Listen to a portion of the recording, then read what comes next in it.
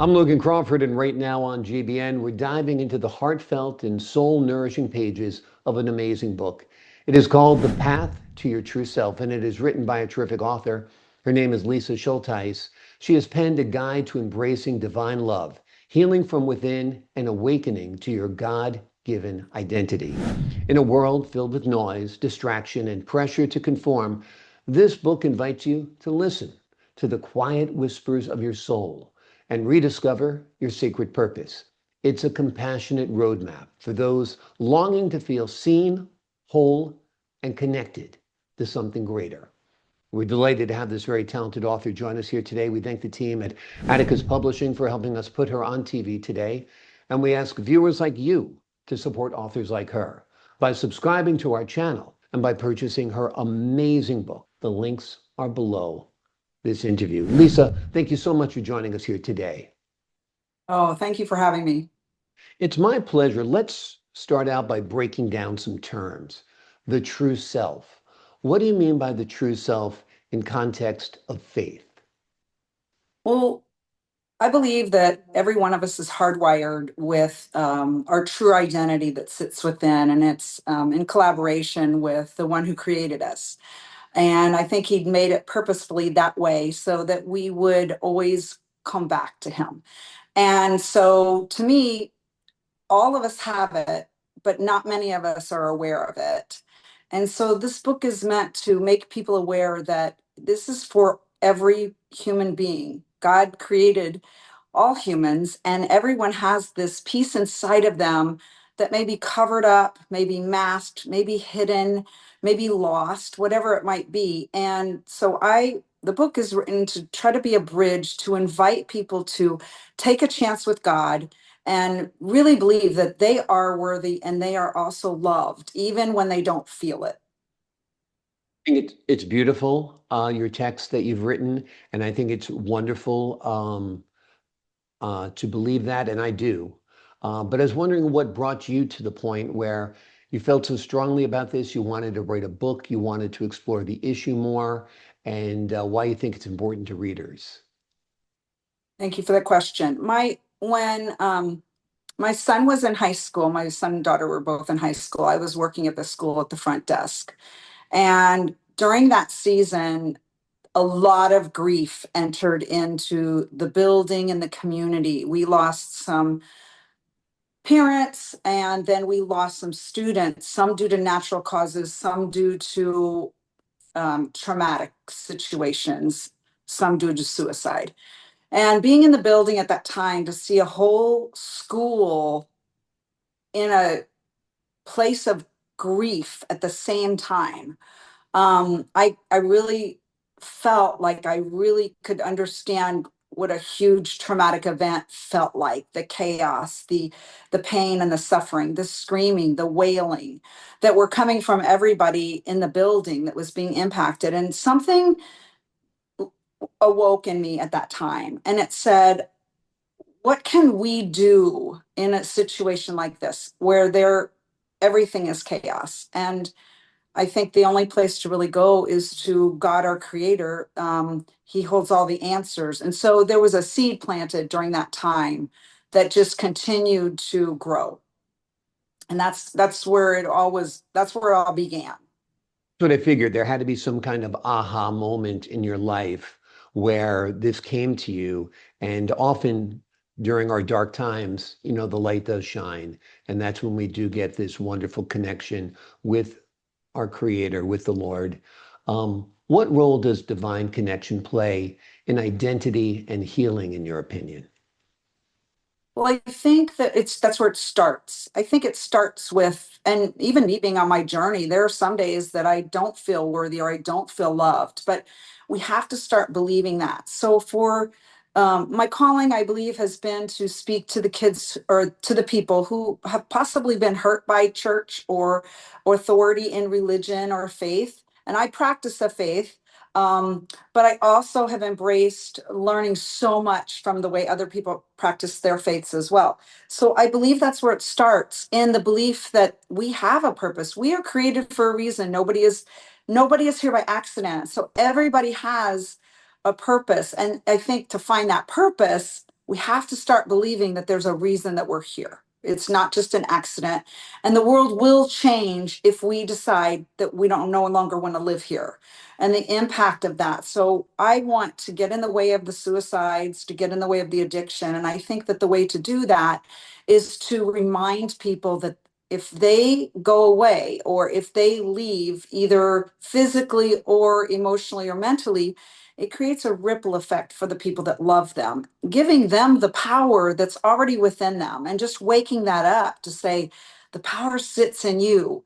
I believe in you, but more importantly, God believes in you. And I believe that's where it all starts. We have to start there in order to grow upon that.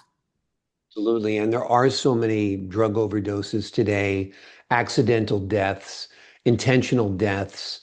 And it is, disheartening. And like you said, it destroys a family. There's kind of like a hole in the universe when that person is gone. I can't tell you, and you probably know from working in schools, how many people have died from fentanyl overdoses over the last, decade or so. So it's kind of an epidemic right now, and it needs to be addressed. And I do think that your book is addressing it in the right way. Let me ask you this: what would you say to someone who feels disconnected from God right now? Um, I would I would listen. Mhm. I think that that's where it starts, is just listening to their story and why they're feeling that way. I think that if we just give them our time and compassion, and I think so many people feel unheard. So many people feel like nobody cares because not many people are listening these days. And if I use the analogy of them, they're in a pit of darkness, and it's our job to go, not yell down at them in the pit, but to go down the ladder, sit beside them in the pit, even if they don't let us in the room, maybe even just sit across the room and just sit there and wait. Let them decide to talk, give them the autonomy to make the decisions, and then just invite them to come into this world that has created for them to find joy. It's just right now they're lost in the darkness and the heaviness of whatever burdens that they're carrying, and the way to get through those burdens is a listening ear. And to me, I feel like that's the secret sauce of representing that listening person, and not saying you're too much for me, or not saying I can't handle this, but being brave, sitting in the hospital room with them if they've just had the overdose, or just in the middle of the night when they're screaming for help, just trying to find the mercy, grace, and love that God finds for each one of us. We all have to have it. God does that to everyone. He showed up for me more times than I can say. And so it's part of my responsibility to pay it forward and show others how he listened to me and sent listeners in my space. And in this world, which it is a pandemic, I think the key thing is we need listeners. We need people that care enough to not be afraid of the pain, and to sit and walk beside them. Why do you think there is so much isolation, so much detachment, so much pain today? Is it because people have moved away from God? Do you feel that there's kind of like, if you watch, popular culture, TV shows or movies, people are scoffed at for being, religious. Uh, do you think that's the problem? I think that people have been blinded from God. I think that we have a real enemy out there, and he is sneaky. And I think that he has found ways to get us to the pit and then throw dirt and mud on us, and then we can't see it. And so we need people that know God to show up in their lives to say, hey, he's real and he's for you, because that's why Jesus came. He came to tell us we need to go to the broken, we need to go to the one that are sick, that are hurting, the orphans, the widows. That's where his people that have met him and that know him, it's part of our responsibility to demonstrate what we know for those that have been blinded by all the lies that are coming at them. It's from the breakdown of the family. It's just, there's been a force that's been fighting against us for a very long time. And but where that force is rising up, God's mercy and love is even greater. So God's mercy and love is working big time right now. We have to look for it, but God's counting on us people, us imperfect humans, the ones that make mistakes, but the ones that have learned, he's saying, come on, I need you to show them because they can't see me. They're covered in mud. So I need human beings that know to go in there and sit in that hole with them and help talk to them, listen to them, and just maybe help clean off their glasses or whatever needs to be done to get them so that they can walk up out of that hole on their own. Only they can do it. But God goes after the one, and he's after every single one of them. But he does ask people like us that know him to help go down in the hole, help walk them up the ladder, ask them up the ladder, and get them up onto the land so then God can really be heard. Right now, they can't hear or can't see because there's just too much darkness. They're caught in a trap. Absolutely. Talk to us about your work. I understand you work as a Stephen minister and speaker, and how has that shaped your writing and influenced your message here today?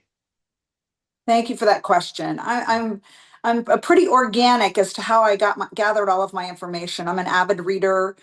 During COVID, I decided to take up a hobby of writing, so I started taking some writing classes because all of the volunteers or all the places that I was working in, we couldn't do it. We couldn't go into the schools and tell the students, "Hey, you're loved and created for a purpose." We couldn't work. I couldn't work with behavioral assessments and pulling out the truth with what inside these kids to say, look at that, let's build upon that, and to show them the gifts that they've been given. So all that was kind of lifted, and so I decided to write because I had so much information in my head. I wouldn't say I'm a great writer, but I got to get my stories out, and so I decided that that would be the opportunity that I would go forward in, is to writing this book to try to take what I've learned through Stephen Ministry. Was probably my biggest one of my, I've had so many great trainings, but that was all about listening. So Stephen Ministry is a ministry that's set up within churches that help provide boots on the ground, so to speak, that are listening to people that are hurting, because the leaders of those churches, they can't listen to all of the suffering people. So it's kind of like a bridge to just listen. And I learned so much from that particular training and all the other trainings that I received. I feel like God's just kind of brought all of them together in one big old pile, and said, now what are you going to do with that? And that's what I'm figuring out now, is how I'm going to take all that he's given me, all the blessings that he's brought forth from my life that started from that seed that opened up, and how can I help others? I keep saying kids, but it's just because that's where the wound started. But it's really anybody that doesn't know that they're loved and created for a purpose. Because once people get into their purpose, they become fully alive. That doesn't mean they're perfect, but boy, there's a better energy, and it is so fun. I've had the opportunity to just recently see some of those kids that were so hurt during that time.